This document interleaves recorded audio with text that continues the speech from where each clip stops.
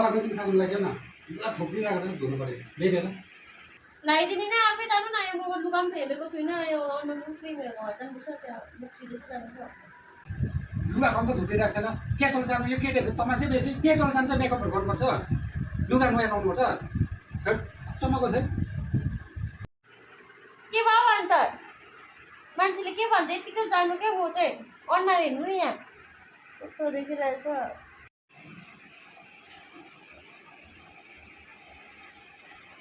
अब यहाँ हेर्नुहोस् अब केटीहरू चाहिँ यो खालके हुन्छ कि अब यहाँ तल दोकान पठाएको उनीहरू मेकअप सेकअप गर्ने अब है लुगा सुगा नै अब उयो तल मान्छे बाँच्दैछ भन्छ कि अब हेर्नु ल उसको ल रियाक्सन कस्तो हुँदो रहेछ हेर्नु ल अब ल यहाँबाट हल्को छेउमा झगडा पर्दै रहेछ हेर त को रहेछ हेर त को रहेछ